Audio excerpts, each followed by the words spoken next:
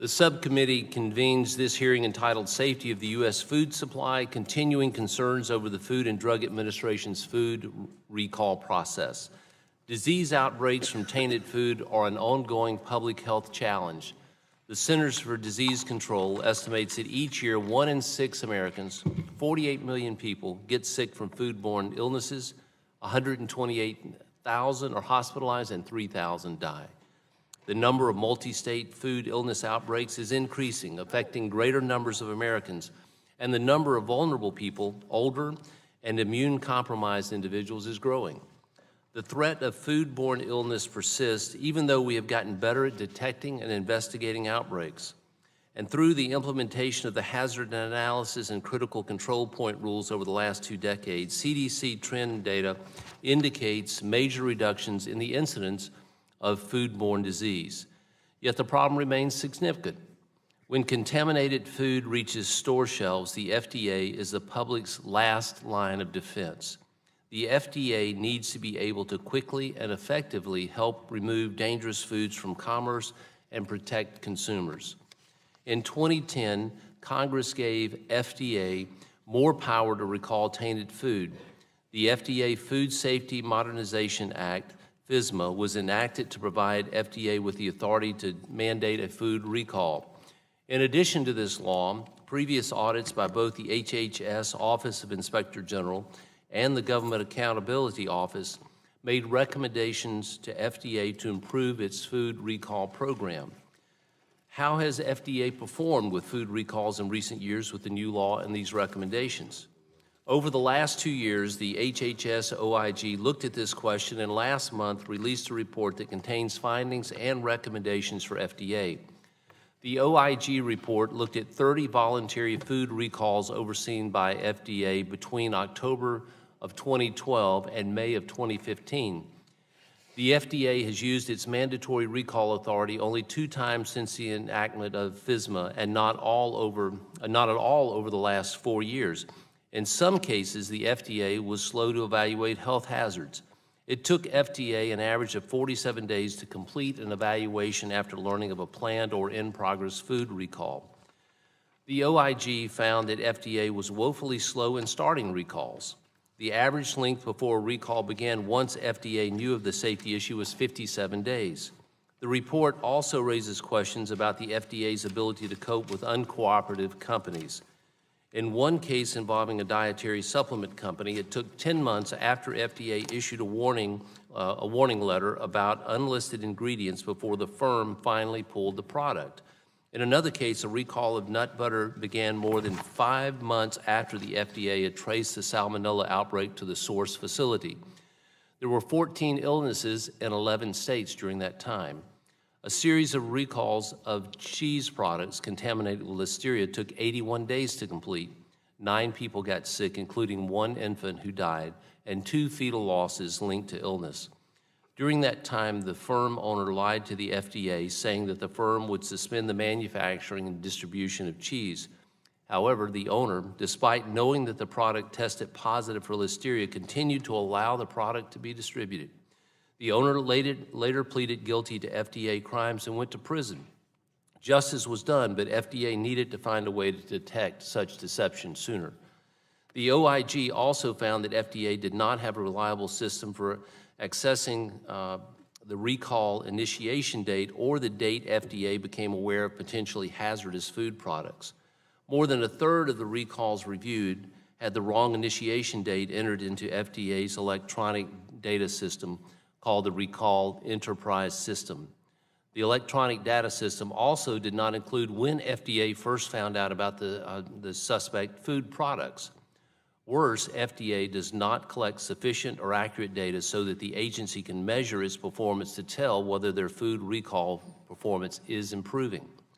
In addition to the OIG findings, FDA told committee staff in a briefing that there are concerns about the turnaround time it takes to get test results from FDA labs that are used to make an evaluation of the seriousness of the food hazard. To ensure the FDA labs are performing properly, FDA needs to provide independent funding and permanent staff to its Office of Laboratory Science and Safety. This office has not been fully stood up and has been unable to inspect FDA labs. FDA should follow the example of CDC. The CDC's Office of Lab Science and Safety has dedicated funding and permanent staff to oversee CDC's own labs.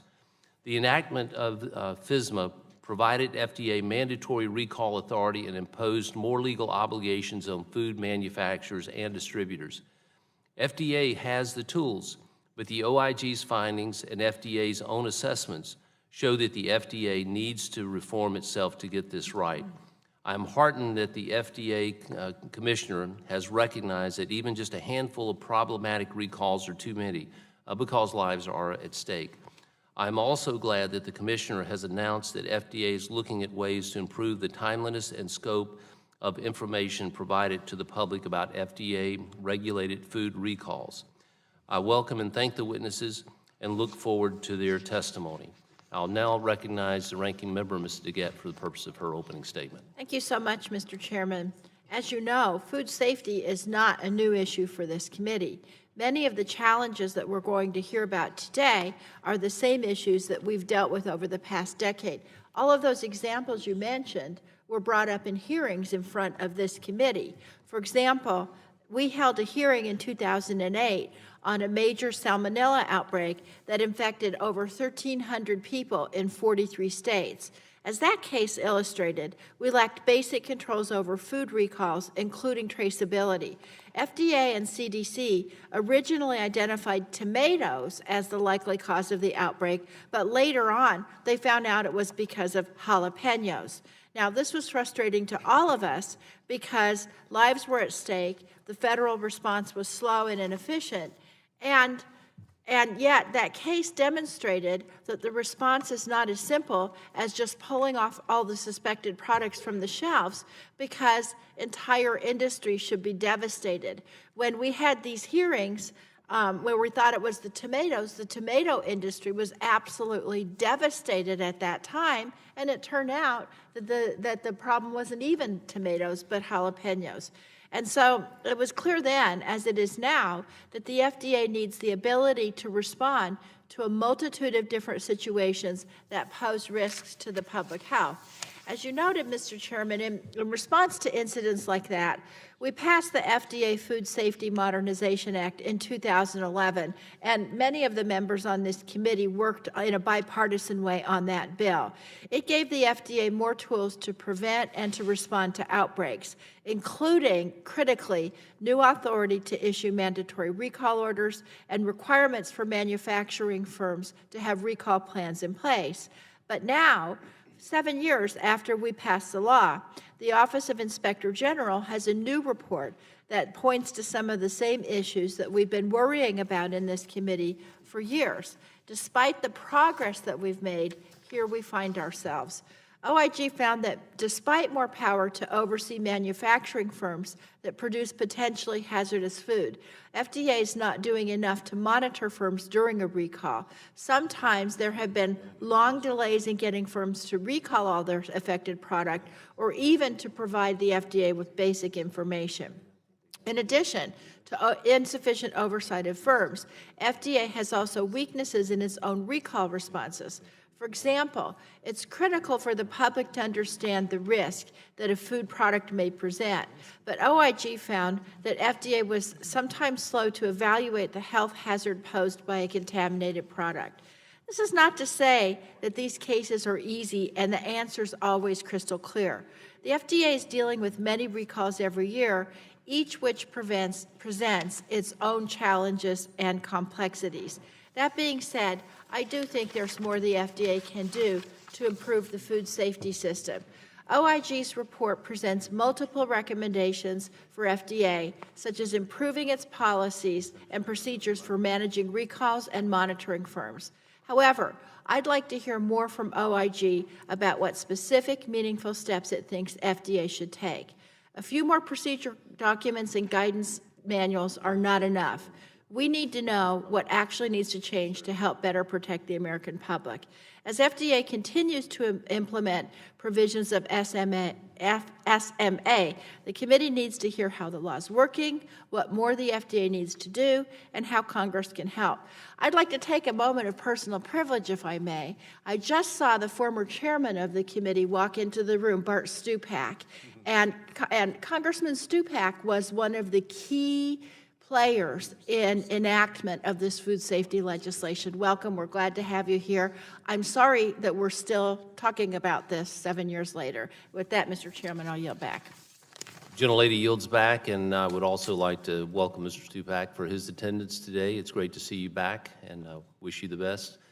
Now the chair would recognize the chairman of the full committee, Mr. Walden, for the purposes of an opening statement. Thank you, Mr. Chairman. And Bart, good to see you again. Enjoyed serving with you when we did all that oversight work, and that's good to see you here.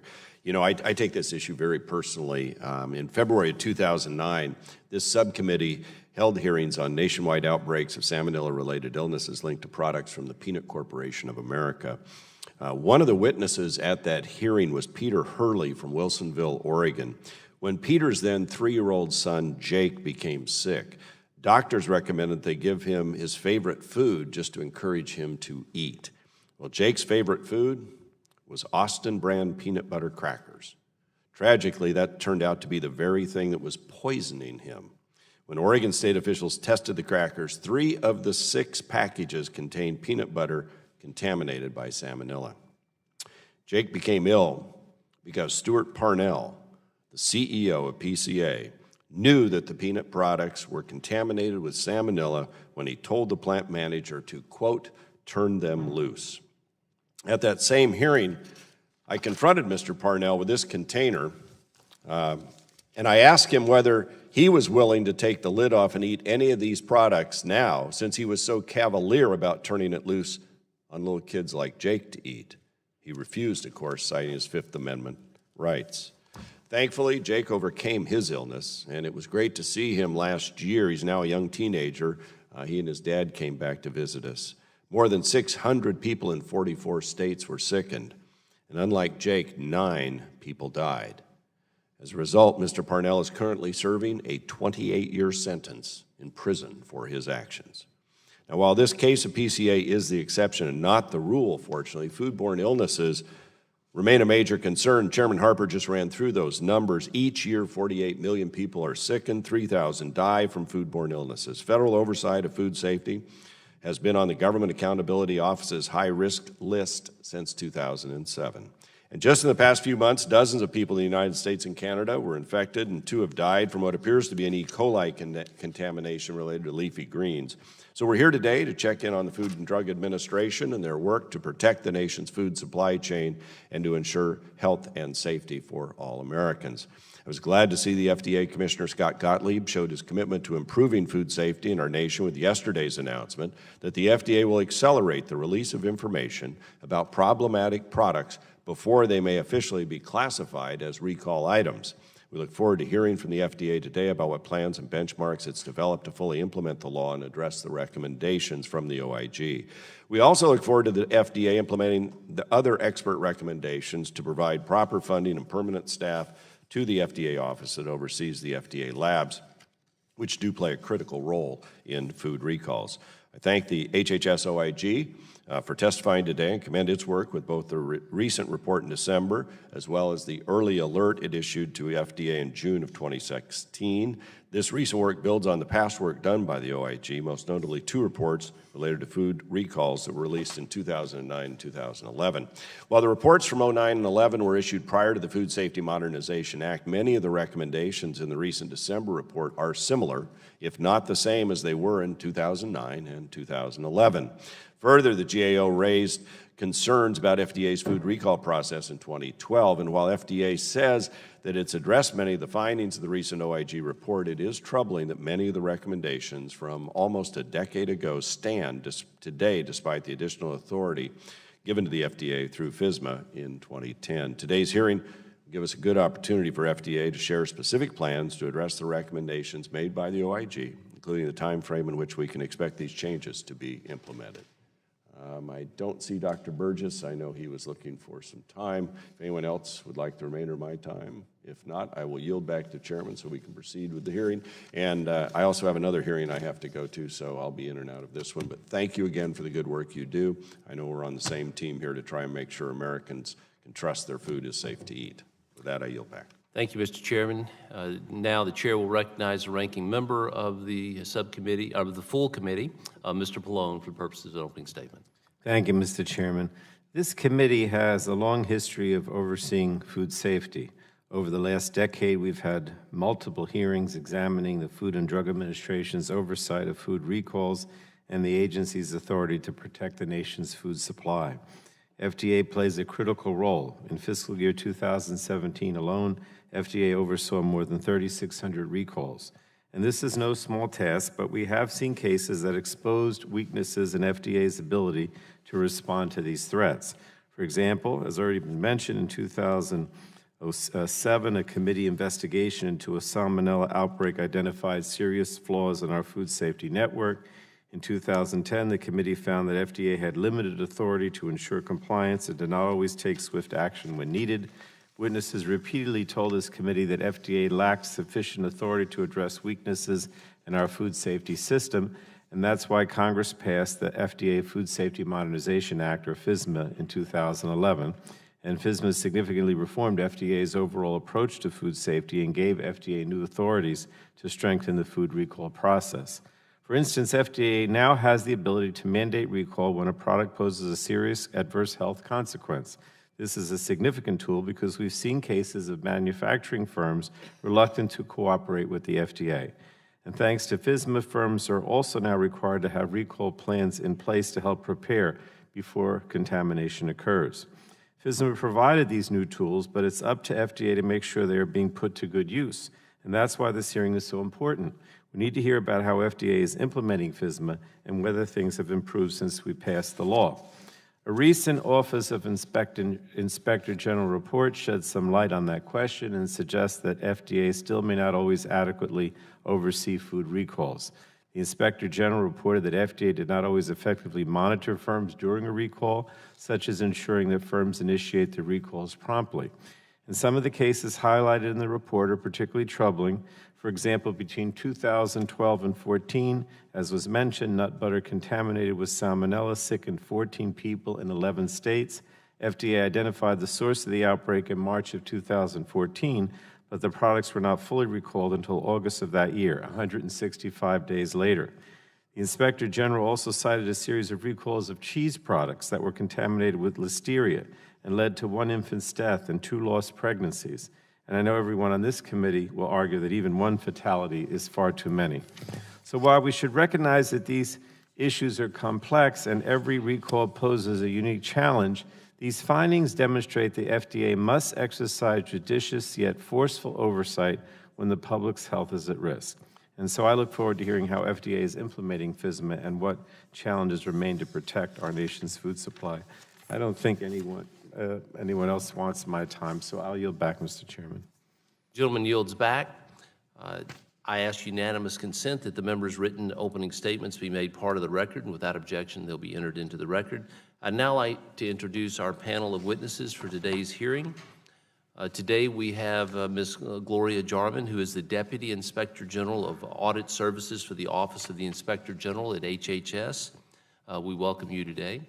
And Mr. Douglas Stern, the Director of the Office of Enforcement and Import Operations in the Office of Regulatory Affairs at the FDA. Welcome to you both, and thank you for being here today to help and to provide testimony. And we look forward to the opportunity to discuss the FDA's food recall process. You are aware that the committee is holding an investigative hearing, and when so doing, it has a practice of taking testimony under oath. Do you have any objection to testifying under oath? Both witnesses have indicated no. The chair then advises you that under the rules of the House and the rules of the committee, you're entitled to be accompanied by counsel. Do you desire to be accompanied by counsel during your testimony today? Both witnesses have indicated no.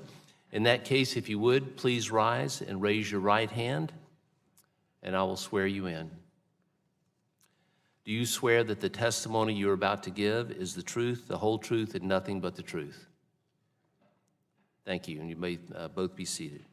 You're now under oath and subject to the penalty set forth in Title 18, Section 1001 of the United States Code. You may now give a 5-minute summary of your written testimony, and we will recognize Ms. Jarman first for your testimony.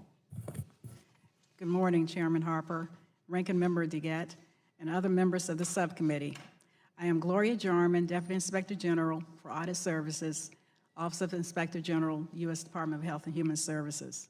I appreciate the opportunity to appear before you today. Conducting audits, evaluations, and inspections aimed at food safety is a priority for OIG and remains key to our mission of protecting the health and safety of the American people. I am here today to discuss our recently published audit report on the food recall process at the Food and Drug Administration and our recommendations for improving that process. This audit reviewed documentation for 30 recalls, which were judgmentally selected from the 1557 food recalls reported to FDA between October 2012 and May 4, 2015. For the 30 recalls we reviewed, we found that FDA's food recall process was not always effective and efficient in ensuring the safety of the nation's food supply. Specifically, we identified deficiencies in FDA's oversight of recall initiation, FDA's monitoring of recalls, and the recall information captured and maintained in the FDA's recall data system. My testimony today focuses on key aspects of these three findings and OIG's recommendations to FDA for improving its food recall process. First, our review of FDA's oversight of firm-initiated recalls determined that FDA could not always ensure that firms initiated recalls promptly and did not always evaluate health hazards in a timely manner. To improve FDA's oversight of recall initiation, we recommended that FDA establish set internal timeframes for discussing the possibility of a voluntary recall with a firm and initiating the use of its mandatory recall authority. In addition, we recommended that FDA take several specific actions aimed at ensuring that health hazard evaluations are completed in a timely manner. Second, our audit also identified several deficiencies in FDA's monitoring of firm-initiated recalls. Specifically, we found that FDA did not always issue audit checks at the appropriate level, complete audit checks as assigned, and collect timely and complete status reports from recalling firms.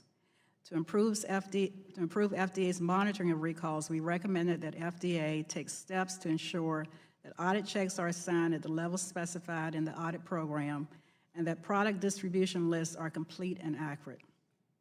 Take specific actions to help ensure that audit checks are completed in a timely manner and implement procedures for requesting status reports at the initiation of a recall and follow up with firms that do not provide timely or complete status reports. Third, our review of FDA's recall data system determined that FDA did not always track key recall data and maintain accurate recall data. To help ensure the completeness and accuracy of data in its data systems and give FDA staff involved in managing recalls access to information about key events, we recommended, among other things, that FDA consider adding to its recall data system or another FDA system a field for the date FDA learns of a potentially hazardous product, and clarify the definition of recall initiation date in its policies and procedures, and ensure a consistent understanding of recall initiation date among recall personnel. In FDA's comments on our report, it agreed with our conclusion that it needs to help ensure that recalls are initiated promptly in all circumstances. FDA said it will continue to consider the results of our audit as it moves forward to operate its SCORE team, which stands for Strategic Coordinated Oversight of Recall Execution. This SCORE initiative was developed to establish set timeframes, expedite decision-making to move recall cases forward, and improve electronic recall data. We appreciate the steps the FDA has taken, as well as the steps it plans to take to address the vulnerabilities we identified during our audit. OIG work has demonstrated ways for FDA to improve its oversight of the food recall process, and we will continue to work with FDA and Congress to help ensure the safety of the nation's food supply. Again, thank you for the opportunity to testify this morning, and I'm happy to answer your questions.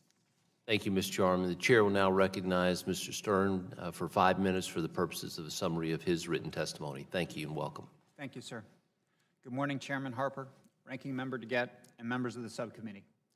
I am Douglas Stern, Director of the Office of Enforcement and Import Operations in the Office of Regulatory Affairs and the Acting Deputy Director for Regulatory Affairs at the Center for Food Safety and Applied Nutrition. We appreciate the opportunity to provide you with information. Oh, I'm sorry. Is that better? Sorry. We appreciate the opportunity to provide you with information about how we oversee recalls of FDA-regulated products. FDA is committed to continuously improving our practices to ensure that food recalls are initiated, overseen and completed promptly and effectively to best protect consumers. In this regard, we appreciate the Office of Inspector General's focus on this subject and would like to thank the committee for the opportunity to report on major changes FDA has made in response to OIG's investigation. When we learn about a food in the marketplace that may be unsafe, we must act quickly to keep people from getting sick or being harmed. FDA has authority to act in a variety of ways, but often the fastest and most efficient way to ensure unsafe foods are recalled quickly is to work directly with the involved companies while simultaneously providing the public with timely, accurate information that they can act on. Making sure FDA has effective recall practices in place and that we take immediate action to address unsafe foods are high priorities for the agency. FDA has wide-ranging oversight responsibilities. In the foods area, FDA is responsible for oversight and regulation of more than 300,000 registered food facilities and more than 12 million lines of imported food products per year. FDA is also responsible for overseeing industry recalls of food products. In the most recent fiscal year, FDA oversaw more than 3,600 food product recalls. The recent OIG review of a selected group of 30 food recalls initiated between 2012 and 2015 found some unacceptable delays in the removal of food from the market.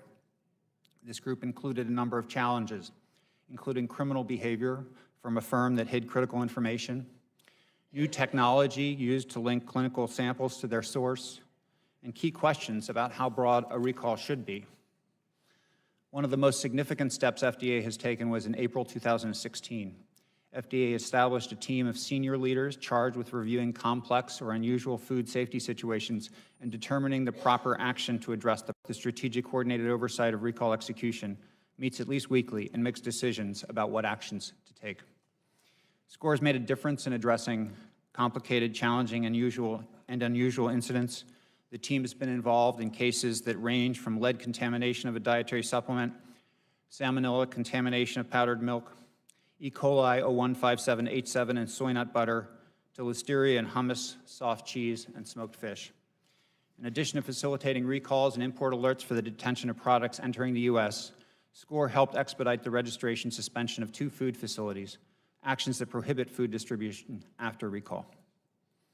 In addition to SCORE, FDA has put in place several additional procedural changes. Last year, after a comprehensive review of our recall process, we developed a new strategic plan to improve recall management. The plan helps to standardize how FDA assesses a company's recall efforts, establishes monitoring of recall activities, provides additional training and guidance to our staff to monitor and assess recall effectiveness, and increases the timeliness and amount of recall information provided to the public. The procedural changes FDA has completed since the OIG investigation establish a monthly monitoring system and regular audits, improve recall recommendations and recall audit check assignments, expand third-party recall audit checks, improve the pathway for foreign suppliers to provide information about recalls to FDA, and create a set of best practices for our state partners. FDA will continue to implement additional changes that will continue to improve how we protect the public through the recall process and through consumer messages. FDA has also improved its recall classification process and now averages 13 to 15 days, down dramatically from a year earlier. Furthermore, the agency is focused on providing more information to consumers in a number of ways. We now publicize recalls prior to classification. Yesterday, we released a draft guidance to improve public awareness in additional recall areas, and the Commissioner also announced that FDA will identify a way to share additional information with consumers during recalls, such as specific stores where recalled food may have been sold. FDA is also currently pursuing major initiatives that have implications for the oversight of recalls in the future. the Food Safety Modernization Act shifts the focus of the food safety system from responding to contamination to preventing it, and will change how companies prevent and respond to food safety issues. In addition, FDA field operations have recently undergone a reorganization to meet today's challenges by specializing recall coordinators and other FDA staff. Thank you for the opportunity to discuss FDA's recall processes. I would be happy to answer any questions you may have. Thank you very much, Mr. Stern, for your summary of your testimony. At this time, the members will each have 5 minutes to ask questions of you, and I'll recognize myself for that purpose. And I'll start with you, if I may, Mr. Stern, to ask you some questions. The Office of Inspector General and the Government Accountability Office, in previous audit reports dating back to 2009, has raised concerns about the FDA's monitoring of food recalls, such as verifying to make sure that retail grocery stores know about the recalls and the products have been removed from their shelves. Yet the December 2017 report from OIG finds that monitoring recalls is still a problem for FDA. Why is this still a problem, and why should the subcommittee believe that the FDA is going to get it right this time? Thank you for your question, sir. I'd answer it a number of ways. First, I would say we do take this issue seriously. I've outlined in my testimony today and in greater form in my written testimony a number of actions that we have already taken.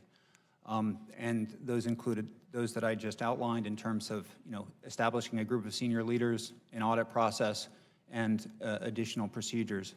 I would say, too, that the oversight of the food safety system is a large-scale enterprise, and we are actively working on FSMA implementation, which is the overall solution that we think will bend this curve in terms of food safety, and it is something that we've been in great dialogue with all the other players involved in the food safety system.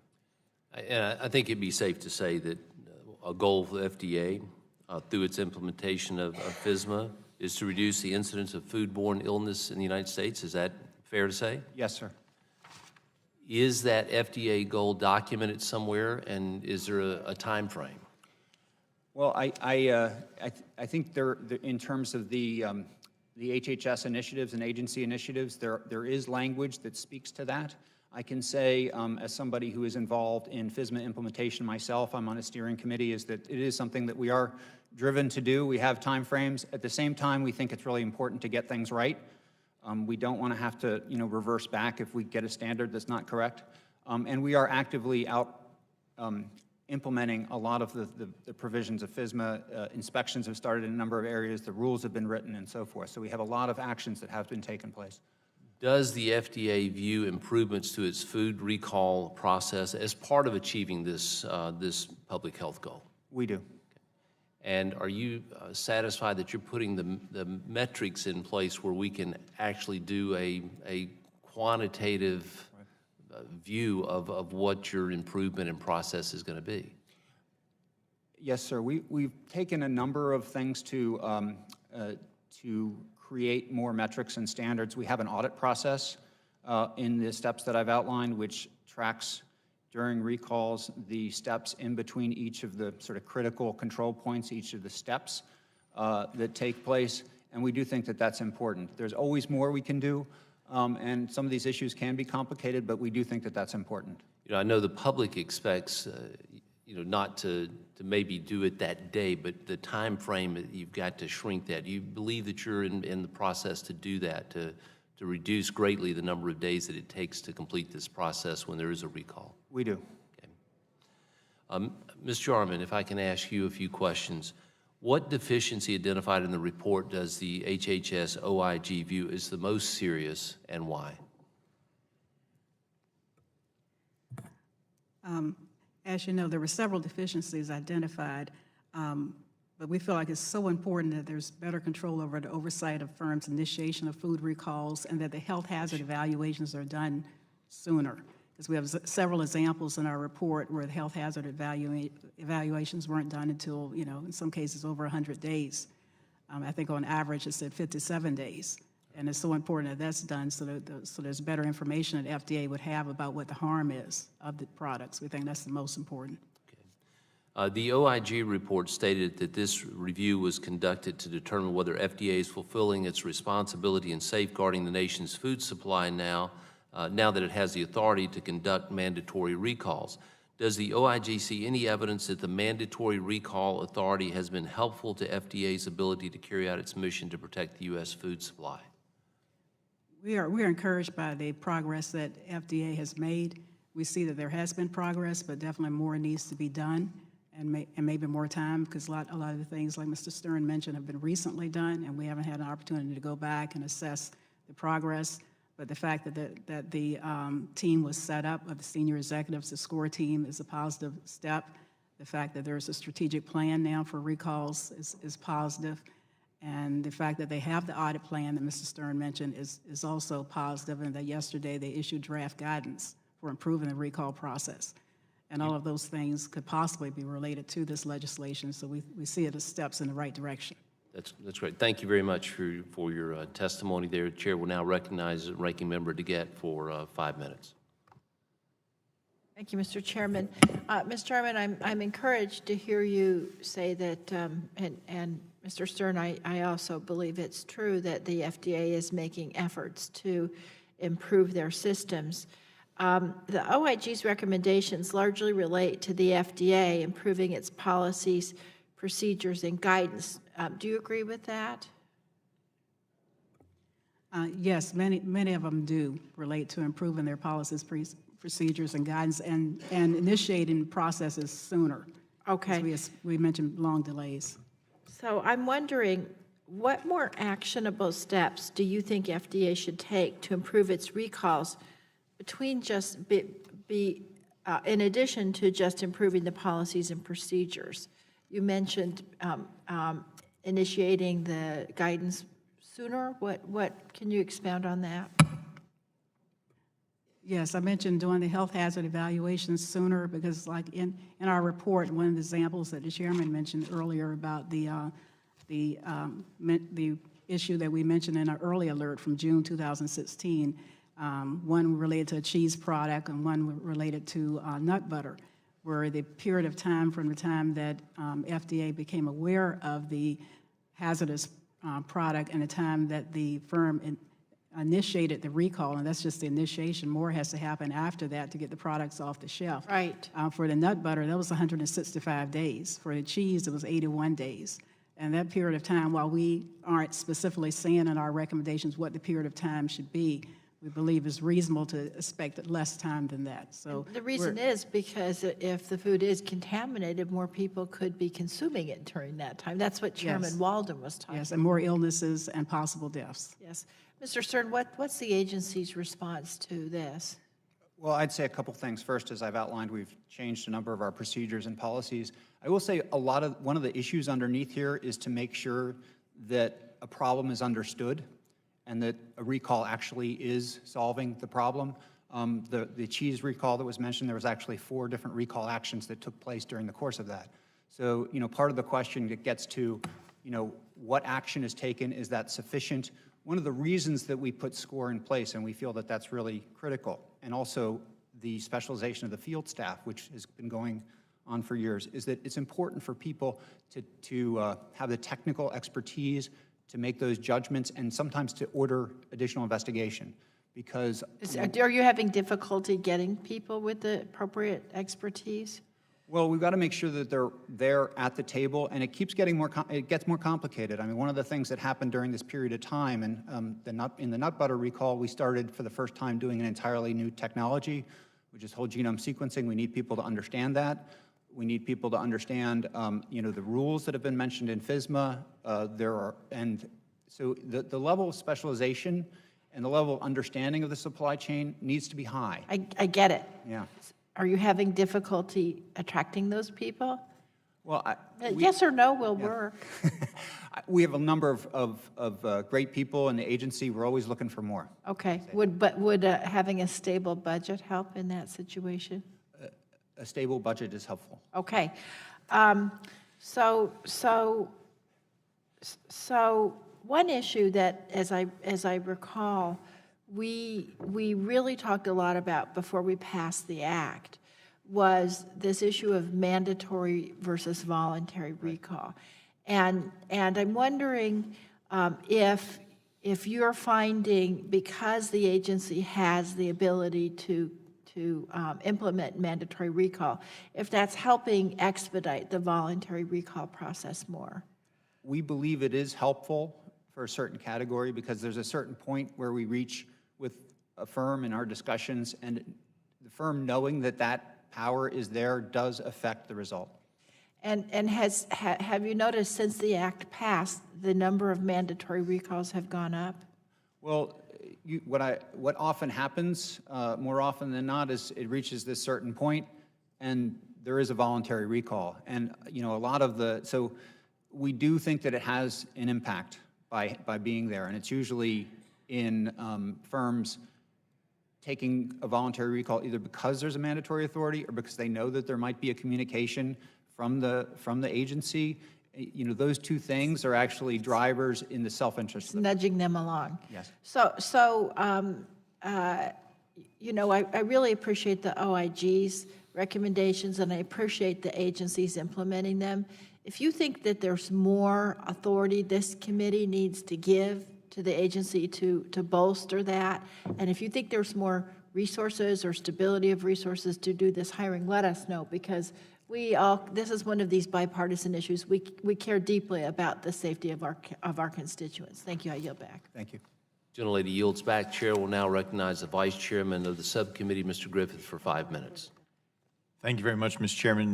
Mr. Stern, I know you're here doing the best you can and that you're trying to make everything better, but there's some real serious questions that I have related to a number of different things, but I'm going to start with the nut butter situation because we just touched on a couple of those. One, you were talking about having the mandatory authority. If you look at the time frame, which is attachment A in the OIG report, if you look at the timetable there on their chart, it's page 30 of what I have, but you may have something different. You all exercised or let them know that you might use mandatory on August 15th, and they voluntarily recalled on August 19th. So I think in response to Ms. DeGette's question, it clearly worked because you told them you were about to do it, and 4 days later they were like, okay, we'll do a voluntary. The problem I have is on two things that you said also in that regard. You said that part of the problem was the new technology, the whole genome sequencing. But when you look at the time chart, it raises all kinds of questions for me. So I want you to explain the whole genome in a minute. Right. But here's the question I have. There was enough information that something was going on that you all opened up an investigation in February, late February. 6 weeks later, you actually, under using the older technology, matched an uncommon strain of salmonella to that facility. That was on March 24th, and connected it with some of the diseases, some of the folks who'd gotten sick.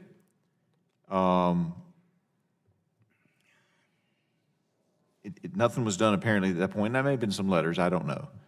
But then the whole genome sequencing was completed on May 12th. So the discussion that you want to make sure you're doing the right thing and not disrupting, as Ms. DeGette said earlier, an entire industry with a recall that's not justified, you had that confirmation on May 12th.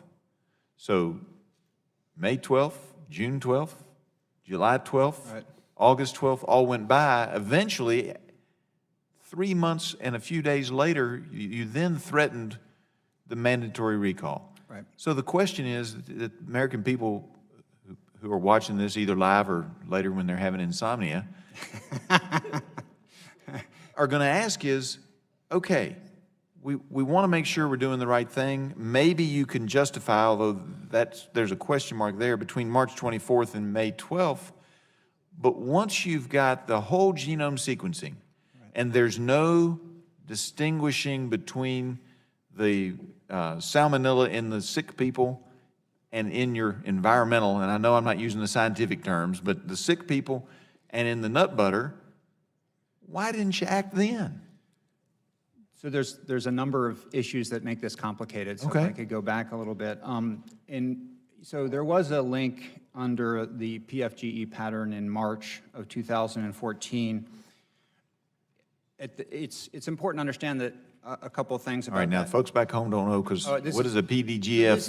This is pulse field gel electrophoresis, and it helps link the clinical, that is from the person to what's happening at the facility. Right. It's something that we've used, been relying on for a while. It's not perfect because it's more limited in the amount of information that, in terms of comparison of those organisms. So, and it shows that there's a strong link between what those organisms actually are, because something like, And that's what you linked up in March. that's what we linked up in March. I will tell you that our expert analysis is that was not enough to show causation at that point. Okay. There was no link. And it was done differently than we usually do it. Usually there's a food history that links, where they ask people, what did you eat? And they link that back up. Then we look at the PFGE. That didn't happen in this case. People did something new in this case. They went through some of the data bank and they linked that up. They linked it up with PFGE and they linked it up with whole genome sequencing. And they're very excited about that when that happened, because it does, and it actually has been something that we've used that is linking up to this database, and it's something that really is very promising. But there were delays in this case, and I should say, first of all, I think we could have done better in this case. I will tell you that when we did the whole genome sequencing, we did it for the environmentals in May. It was not until August that we linked it to the clinicals. And that was a delay in terms of doing that whole genome sequencing link, which was the trigger for that request for mandatory recall and the discussions with the firm that resulted in recall. There were things that I think could have been done differently in this case, but I do think it's important to understand some of the complexities. This was not an obvious case on day one, and in fact, a number of these cases, it's not obvious on day one. It's very important that we accelerate our own investigation. It's important that firms have their own investigation and their own preventative models. But it was less than clear to the people who had that, back in March, because there were environmentals which were concerning, but the links to the clinicals were less than crystal clear. Like I said, it wasn't supported at that time by the food histories, and the firm tested all their product. All the product was negative. So, the firm was pushing back on us with some of their own testing. So the story is a little bit more complicated, but at the same time, we take the OIG's point in this, and we agree with it. We need to make sure it's not okay if it takes this long, even if it's complicated. That's why we have this approach in place, where we feel we need to make sure that the agency leadership and the staff are prepared to, know what's a red flag and act on it to make sure we get to the right result as soon as possible. I appreciate it, and yield back. Gentleman yields back. Chair will now recognize the gentleman from New York, Mr. Tonko, for 5 minutes. Thank you, Mr. Chair. This committee has repeatedly heard that FDA must manage food recalls more effectively. That is why Congress gave FDA new authorities under FSMA in 2011. FDA has told us it is taking steps to improve that recall process. However, the OIG's report finds that FDA's data on food recall is often incomplete or inaccurate, which makes it difficult, if not impossible, to tell how things have improved since Congress gave the FDA new tools. For instance, FDA's recall data system does not track key milestones, such as the date that FDA learned a product was potentially hazardous.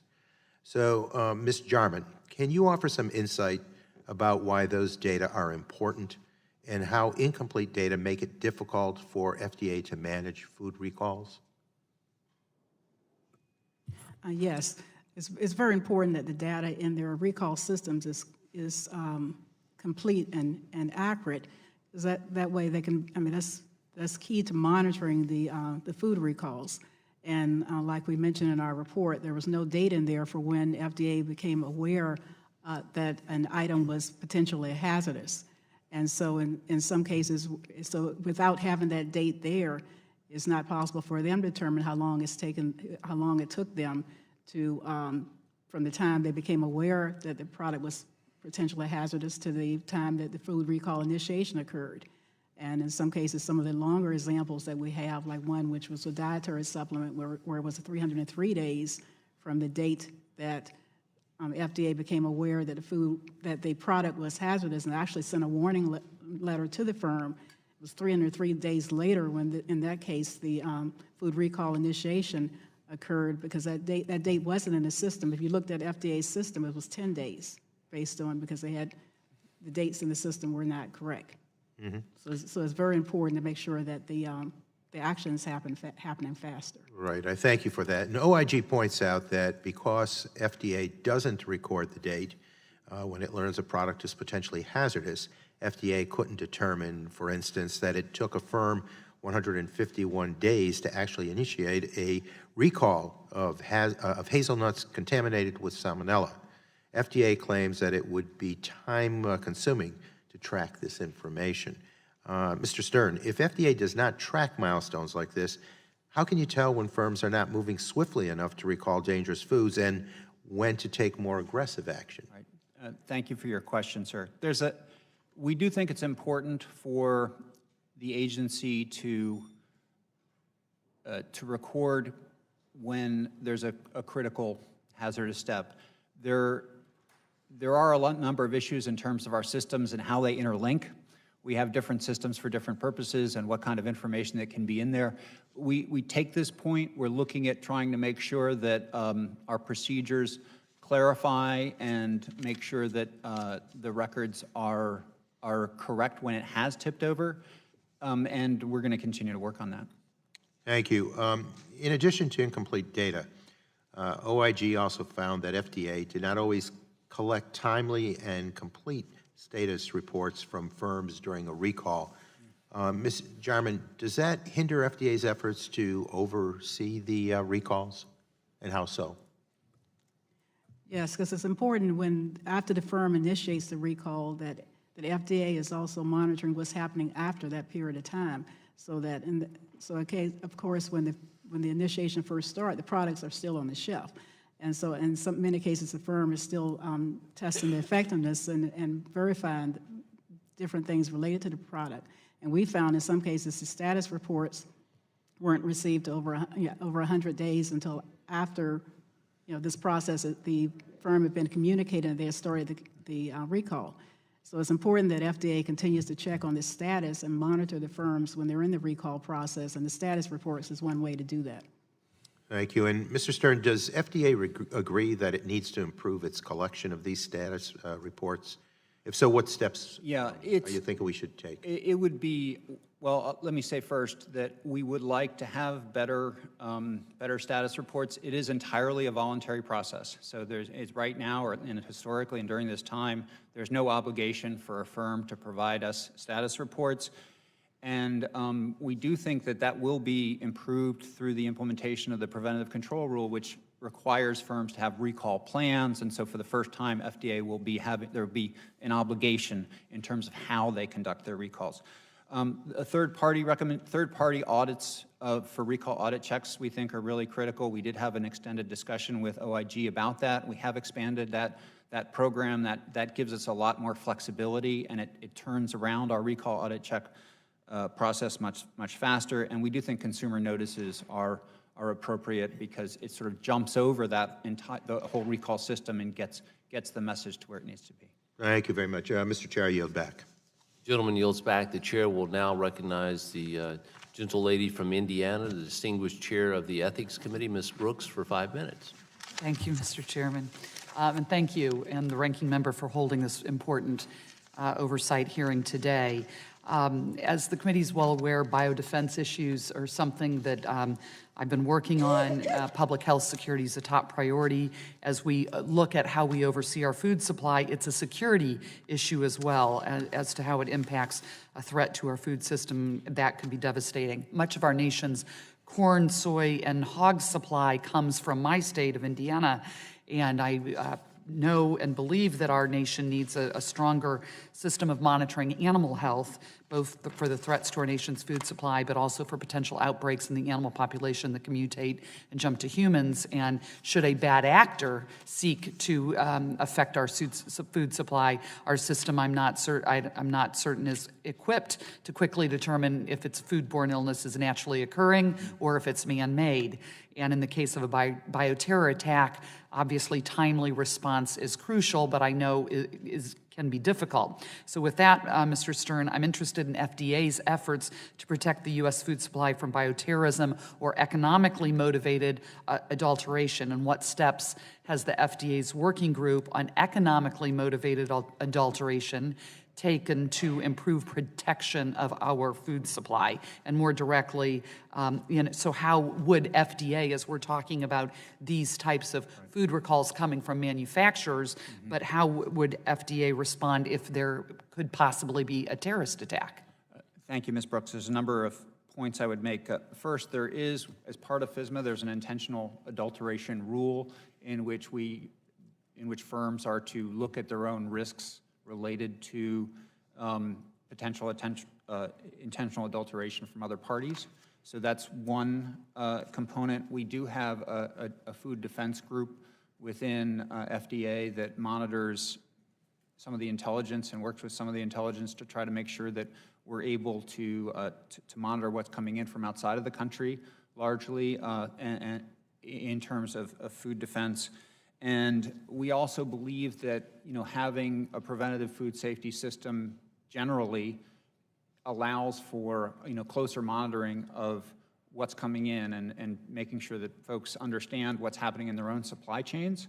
And that's the kind of danger that we've seen in some of these incidents that have happened historically, is that sometimes there's something that happens in a supply chain and it's brought into the United States, and then we have, an issue. And the system that's being created within FSMA helps to have people monitor what's happening throughout the supply chain, which is in part also helpful to combat those issues. I appreciate that, but now this is as of December 2016, and here we are in January 2018. The FDA, as of December 2016, so I'm curious if something has changed, the FDA still hadn't met a 2011 GAO recommendation to provide written advice to centers and offices on avenues to address economic adulteration. Has that changed? Has the FDA created a document that's been used to meet GAO's recommendation from 2011? I think I'm not aware of such a document. I do know that there was a group that looked at this issue, and they found it very challenging. I've spent a lot of some of my career at FDA looking at the heparin issue for several years. I worked with the committee on that. And there's a lot of different ways that this could happen. So I think in large part, the answer that the agency is looking for is to look at standards that get applied throughout the supply chain, because the places that we've seen this enter, where the places that we've seen economically adulterated products coming in, it's usually where there's a lack of accountability within the supply chain. And that's what we think is sort of the most effective strategy, I would say. And so you indicate that there are a lot of, obviously, strengthening our systems against bioterror are incredibly complex, but can you talk with us about some of the impediments and challenges that your group and those who work in that group are experiencing, so we can help break down those impediments? A coordination of intelligence can be a challenge. We do have a group that works with CBP at their Counterterrorism Center, and I would say just generally that's an issue because there's a lot of coordination that needs to happen, and because it is secure information, that can be a challenge. I know, but we've been working on that since 9/11. And it's now 16 years later, and so you're saying that there's still a challenge with your agency working with CBP on the supply chain? What I would say is one of the issues that we deal with is try to make sure that the intelligence is where it needs to be. I'm not prepared to go probably any deeper than that at this point. I would say also the intentional adulteration rule is something that the agency has come out recently that does, address that issue. Thank you. I yield back. My time is up. Gentlelady yields back. The chair will now recognize the gentlelady from Florida, Ms. Castor, for 5 minutes. Well, thank you, Mr. Chairman and Ranking Member DeGette, for calling this hearing today, and thank you to our witnesses for the work that you're doing. The issues we're talking about today have serious real-world consequences. A single contaminated food product can have devastating impacts across the country, depending on what it is and how it spreads. As an example, the OIG report cited a 2014 recall of cheese products contaminated with listeria. That product contamination is particularly troubling because it led to 1 infant's death and 2 lost pregnancies. According to OIG, 81 days elapsed between FDA becoming aware of the adulterated product and the firm recalling all of the affected product. I understand that this case is particularly complex, and FDA was even given misleading information from the firm, but I'd like to walk through this recall and try to shed some light on the lessons learned. Mr. Stern, FDA learned about the contamination on July 28th, then spent a month inspecting, testing samples, and requesting an update from the firm. You had previously mentioned that it's always important that FDA accelerate its recalls. Could you give greater detail on this case? How could FDA have shortened that phase of the recall? One thing I would point out, there's actually a number of different recall actions that took place. There was actually 4 different recall actions that the firm took, that Oasis took during the course of this time period that was referenced. The first was after there was a positive sample for one of the firm's cheese products, and in less than a week there was a recall of that particular product. And then also FDA initiated an inspection of the facility. So we did act quickly to follow up with that. During the course of that inspection, there were environmental samples that were positive. We went in and did a lot of sampling in the firm. There were a number of things that were positive, and there was a frank discussion with the firm. After that, the firm made a series of promises. The firm actually, well, first the firm said that they would stop manufacturing. The firm also said that they would stop distribution until that they had consulted with FDA, and the firm said that they would bring in an expert and to do additional testing. And the firm also committed to do a recall of some product, which they did initiate, that was implicated by the environmental testing positives. And so, that happened, and then after that, the firm continued to manufacture at a certain point and did distribution.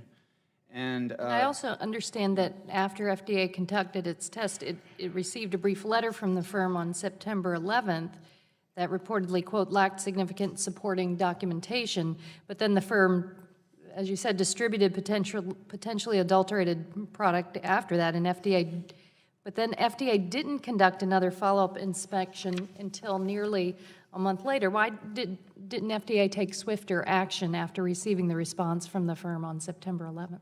The firm, FDA believed the firm was not manufacturing at that time based on what they said and not distributing. I think that I say that at the same time I think there's more that FDA should have done in this case. And it really, in some respects, it gets to the issue of a preventative mindset versus reacting. Because it was when FDA conducted its follow-up inspection on October 7th, right. It again found the presence of listeria.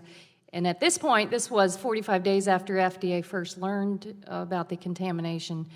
And however, it took the firm another 10 days before it voluntarily recalled all of the potentially contaminated products. So at this point,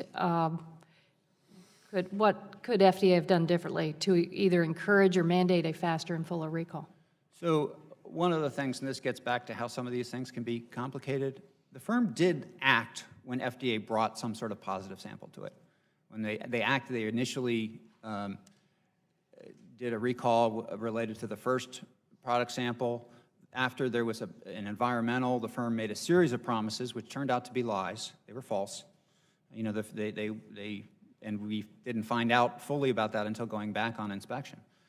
But the firm said a lot of things that would be the kinds of things that FDA would want to hear. We're going to stop manufacturing. They said so that if they're not truthful with you or they don't follow through, right. How do we hold them accountable? I'd say a couple things. First, it's important always to verify And even this firm's recall activities, I think, should have been broader. There should have been a broader recall earlier. We had a product sample positive. We had environmental samples. We had bad practices that were documented in the firm. That's a pretty strong set. The firm made a lot of promises. The firm, I think, even given that, more should have occurred. But the accountability answer. Yeah, so in terms of it, one thing I would note is that the owner was prosecuted. FDA does have an Office of Criminal Investigations that acts. I think the deterrent message is important. And also, we need to verify. I mean, one of the reasons, and OIG mentioned about, recall audit checks and whatnot, it's very important that we do those to make sure those things happen. It's important that we have follow-up inspections to make sure what was promised gets done. So FDA has verification procedures it needs to use, and if it's a high-risk issue, like this one, we need to use them quickly. Thank you. I yield back. Gentlelady yields back. The chair will now recognize the gentleman from New York, Mr. Collins, for 5 minutes. Yeah, I thank the chairman and our witnesses. Certainly, food safety is a universal concern, and this is not a partisan hearing at all. We're generally trying to get to an understanding of what does happen. So maybe let me back off just a little. We say there's about 3,000 recalls a year. It's about 10 a day. Roughly how many of those are voluntary, firm-initiated, and how many of those would be, mandatory recalls driven by the FDA?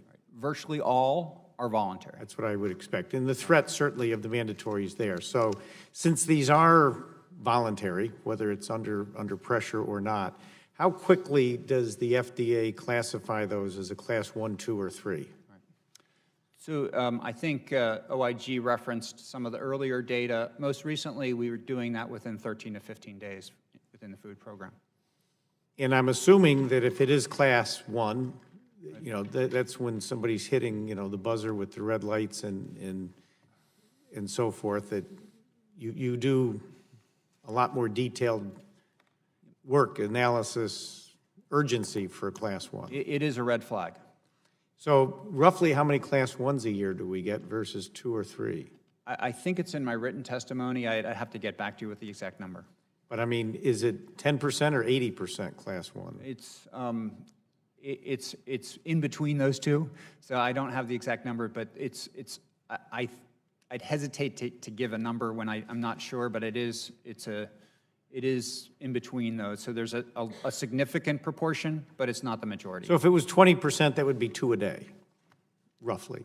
Now, do you have the staff that, is one person given oversight of that particular recall?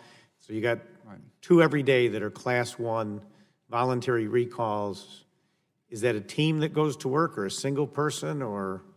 We have recall coordinators that are throughout the country. One of the things that we've done in our recent reorganization is we've specialized that staff. So there's recall coordinators who interact with the firms. There's also other components that do other things that are related to recalls. But a lot of that is run by our field staff locally. So, your inspectors are in these facilities every day. I mean, yes. Sometimes they're literally have offices there. Yes. And so we have to rely on the professional nature of the company itself. I'm thinking of a quality manual. You, I'm sure, are always reviewing the quality manuals. As you said, though, I was a little disturbed to see you don't currently mandate a recall procedure or plan with each company that you review, so your inspectors are not auditing recall plans today? Well, right now, recall plans, before the passage of FSMA and the implementation of the preventative control rule, there was not any kind of mandate that a firm have a recall plan. That would be a concern. Yeah, so I will say when there is a recall, and traditionally what we will follow up, and that happened, in these 30 cases, other cases that have traditionally happened where there's a recall, we do follow up with that on inspection, ordinarily in the next inspection to make sure, and we try to do that quickly to make sure that there's some review of what occurred. The difference is what's the, legal requirement? What standard do they have to do? I mean, we were talking about status reports. Do they have to do status reports? What do they have to do in a recall?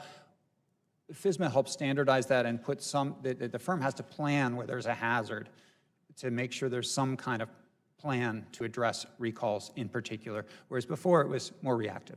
Yeah, I mean, common sense, if you don't have a plan, then it truly would be haphazard at best. So, you know, I would hope your inspectors who are in there every day are constantly making sure the T's are being crossed, the I's dotted. Thank you, Congressman. Related to your earlier question, got a note. So we're at about 1,200 products, Class 1, out of our 36, a little bit more than 3,600, so that's roughly a third. Yeah, that's actually higher than I might have expected. Now, how often, I only have a few seconds left, does your lab do independent testing, or your labs, versus relying on the company data to assess the risk? So we do part of the things that you mentioned, and some of these where we have it's where we have there's a certain risk profile. If it hits a certain risk profile, we will do testing in the environment of that facility. In addition, if we have reason to, we have different types of surveillance testing. We have it at import, and we have it in the domestic realm, and those all go off to our lab. So we do a lot of testing ourselves. You know, firms also have their own testing programs for various. Which you rely on as well. That is part of our oversight, is to look at what they're doing. Good. Well, my time's expired. I appreciate your answers. I yield back, Mr. Chairman. Gentleman yields back. The chair will now recognize the gentleman from Pennsylvania, Mr. Costello, for 5 minutes. Thank you, Mr. Chairman. Mr. Stern, as you know, the OIG report identified a number of deficiencies in the food recall process, and I wanted to direct your attention to Figure 1 that shows the days it took firms to initiate the recall after FDA learned a product was potentially hazardous, with specific reference to the Nutrex research incident where it took 303 days to execute a recall after the warning letter was issued. First, is it correct that in this particular case it was found that the firm continued passing out free samples after receiving their letter? I am unsure about that specific fact. Is that easily obtainable for you to provide us in short order? I could. I appreciate that. Are FDA actions after a warning letter typically delayed for 300 days, I meant? No. How often, on average, or is it customary or within the realm of acceptability for the FDA to take an enforcement action after issuing a warning letter? What's the typical? There's some variation by program. I would say ordinarily we go back within 6 months. In certain areas, clinical trials, for example, it tends to be longer because there's got to be enough data to actually monitor what's occurred. But this is not what ordinarily happens or what we should expect. Are the delays of a recall more of a problem with dietary supplement products? I would say, you know, this is a good answer. One of the issues that occurred here in these dietary supplements, there's an ingredient, DMAA, there's some controversy about that. There has been some litigation related to that. And I could follow up, we could follow up with you in some ways, but I would just say, you know, some of the issues are scientifically challenging. The firm did challenge some of the science about the safety of the ingredient in this case. And so, okay.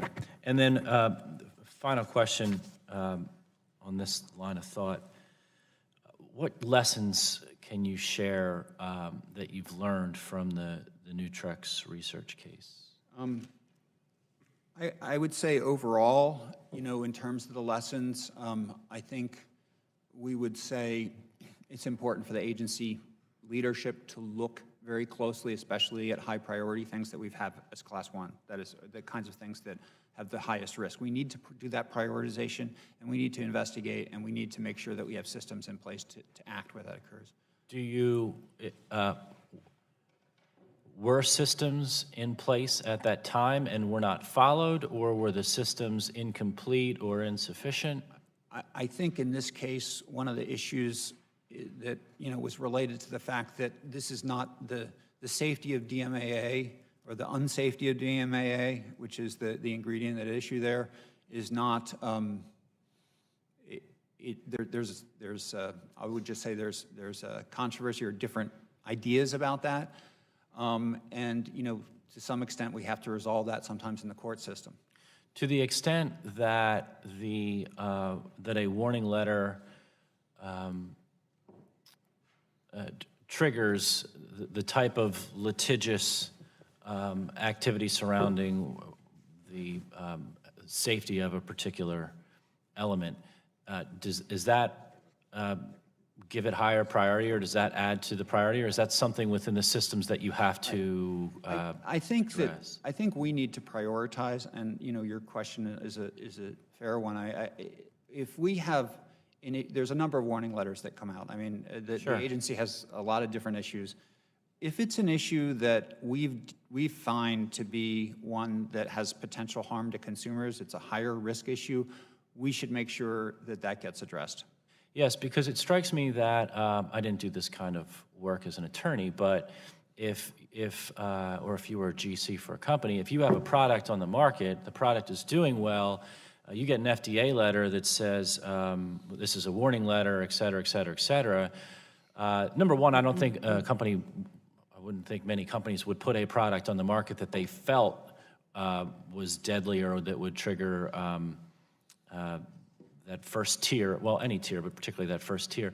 But the question becomes, it is pretty reasonable or expectant to assume that you're going to get a response that says, wrong, we're going to take you to court, or this issue is going to be litigated, and that should not freeze you up in terms of addressing what you have identified as a potential health issue. So how did, I would agree. So what do you do about simply, that?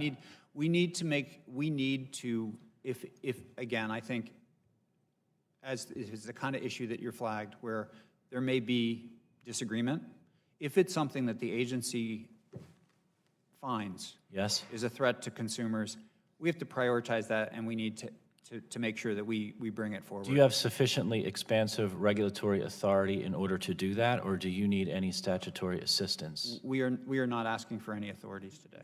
Very good. Appreciate your answers. Yield back. Gentleman yields back. The chair will now recognize the gentlelady from Illinois, Ms. Schakowsky, for 5 minutes. Thank you. I want to focus on FDA's mandatory recall authority. So the OIG's report describes some concerning contamination cases, and unfortunately, this is not the first time we're hearing about such outbreaks. In fact, this committee has been investigating FDA's food safety efforts and recall practices for well over a decade. Over 7 years ago, FDA told the subcommittee that mandatory recall authority would help it remove dangerous products from the market more quickly. Congress then passed the FDA Food Safety Modernization Act, FSMA, which gave FDA this very authority and significantly reformed the agency's ability to prevent and respond to outbreaks. Now we're here again discussing these issues, so I want to find out how this law is working. Mr. Stern, overall, has FSMA helped FDA oversee food recalls, particularly regarding inspection resources?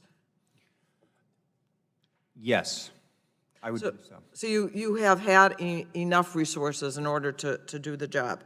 I believe we have enough resources within what's been granted. Here's then that I don't know. Congress gave FDA this authority to help the agency respond to contaminated foods faster. However, the OIG reported that between 2011 and 2016, FDA used that authority just twice.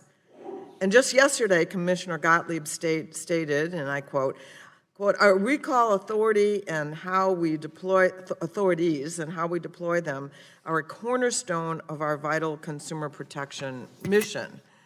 So, Mr. Stern, given that your recall authority is the cornerstone of the agency's consumer protection mission, can you explain why FDA has only used its mandatory recall authority twice, or a few times anyway? So thank you for your question.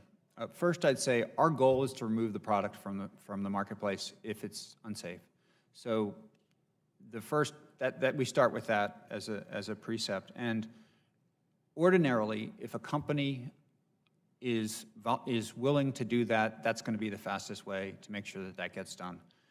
Now, we have a number of, as I mentioned earlier, we do think that mandatory recall is one of the things that when we get to a certain stage with a company, generally convinces that company to recall if it's the right thing, that it does play a role in the background in our discussions, as well as some of the consumer communications that the agency uses. So I would say that's really one of the things in the background, which is also to say there may be cases where it's appropriate and we should be using it if other actions aren't happening quickly enough. So the FDA has to meet certain standards before it can invoke the mandatory recall authority. Is that correct? That's correct. And so are there difficulties in meeting that standard, or do you feel that having it there as a threat is sufficient? Is that what you're saying? Yeah, I think, well, what I would say is a lot of the issues get into the facts that there are some complexities about identification of products sometimes and the level of hazard within products. So, and we ordinarily don't have issues with firms when there's like a pathogen in a particular lot of a product. A lot of the times that we have issues is what about the other products made at that facility? That happened actually in the cheese recall we've mentioned earlier. What level of evidence is needed for that? So sometimes there's a question, I would say sometimes there's a scientific or factual question about, identification, the level of risk, and so forth. And so those are things that I think, and again, back to why we have reacted to the OIG's report the way that we have, is that, our centerpiece really is our centerpiece is to make sure that the leadership of the agency from different components, when there is a red flag, make sure that we do whatever we need to do to get to the right answer quickly. When we get to the right answer, we believe we can make it happen quickly. So there's some concern that FSMA has not been fully implemented and enforced. And is there anything we can do to speed up that process? We are actively working on FSMA implementation now. I'm very much engaged in that myself. And I don't have anything today. I can bring that back to the agency if there's anything else to add. Thank you. I yield back. Gentlelady yields back. The chair will now recognize the gentleman from Georgia, Mr. Carter, for 5 minutes. Thank you, and thank both of you for being here. This is obviously a very important subject, particularly for us in the state of Georgia. As you know, we had the unfortunate incident some years ago with the peanuts, and that's still fresh in our minds. So, Mr. Stearns, let me ask you, when you released the updated guidance yesterday on accelerating the recall process, part of it included stepping in if a company for the FDA to step in if a company hadn't sufficiently addressed the recall. How do you determine if they've sufficiently addressed it or not? Right. So the guidance yesterday we released talks about public warning and notification. It talks about when we think a company should issue a warning, and we describe how that should be done and when FDA will issue public warnings, as well as some changes in notification. This goes back to the issue we were talking about earlier in terms of, the FDA has to get to the right answer in terms of evaluating the issue as soon as possible. So if we understand the issue, we think it's best when we have a consistent message with a company that's responsible. There's not dueling messages, it's clear. And that's what we... How often does that happen, that you have dueling messages? Yeah, I would say the overwhelming number of times we can get to the right answer, in terms of, our communications with a company. There are times where, and it's not the usual case. Is the right answer always your answer, or? I'm sorry? Is the right answer always your answer, or does a company... Well, we do have a dialogue with companies. We do listen to them, and some companies have, I have been engaged in a number of technical conversations where a company has said things that have changed our minds. Okay. So that does happen. Sometimes we're dealing with a company, though, where, they don't understand the problem. we need to get a message to consumers, and if they're not willing to do that, we have to be willing to do that. If that is the case, are there repercussions for that company? We would, so ordinarily, I mean, in most of our Class 1 recalls, the firm prepares a press release. We comment on that press release. We want to make sure that it's actionable for consumers. If a firm will not or cannot do that, the FDA will, or if we think that it's appropriate, even when a firm has done it, because we have to reach a certain, you know, a certain population, or there's a way to do it that we think is necessary, FDA will issue its own consumer communication. You issue it. Are there any penalties to the company or anything? Oh, to the company. No. I mean, if you have to step in and you have to, you have to exert that energy and you have to exert that authority, you know, there ought to be ramifications. Right. I mean, I do think one of the things I'd go back to, which is not fully developed, but under the preventative controls rule within FSMA, firms have to have their own recall plan. So, you know, and consumer, and how is that approved by FDA? The recall plan? Well, it is not formally approved, but it is, I say, when we go in, we do have some oversight responsibility, so they have an obligation to do it, and we could, you know, exercise some regulatory oversight if a firm did not act appropriately in that regard. Okay.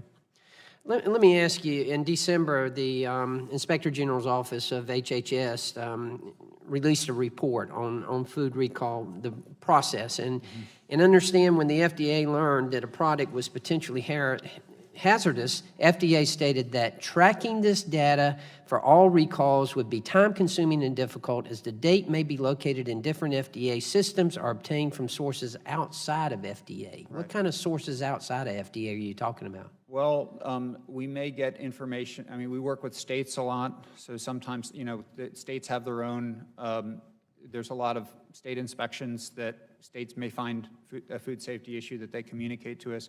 Sometimes we have information that comes from foreign governments. Sometimes we have information that comes from third-party sources. If that's information that is concerning, I mean, is there a time when the state feels like the FDA needs to know this, they send you that information? Yes. That happens, and in fact, it happened in one of these cases. You know, we work with Virginia. Virginia did some testing that kicked off the cheese recall we were discussing earlier. So you basically, I mean, you feel like you have all the information that you need? Well, that's the question, because I know you can't make a decision until you've got all the information. I think I would just say one of the challenges that we have, and I think it is a challenge, is that we deal with thousands of firms, and there are a lot of different food safety issues, and these days we're also getting information from different sources, and that in fact happened in these cases. We need to find, so we take the point, we need to find a way, and it's sort of part of the question is how, but we need to find a way to make sure that we get all the relevant information in as soon as possible to make sure we get to the right answer. So we take that point. I think technically there are some challenges. There's some challenges within our data systems. We have a lot of different ones. You know, is there anything we can do to assist you with that? I would have to take that back to the agency. Okay, well, know that we're ready and willing, okay? Well, thank you for the work that you do. It's extremely important, both of you. Thank you very much. Thank you, sir. And I yield back. Gentleman yields back. I want to thank you, Ms. Jarman, and you, Mr. Stern, for taking the time to shed some light on where we are and recognizing the importance of this issue, and we appreciate you being here today. I remind members that they have 10 business days to submit questions for the record, and I ask that the witnesses agree to respond promptly to any questions that are submitted. And with that, this subcommittee is adjourned.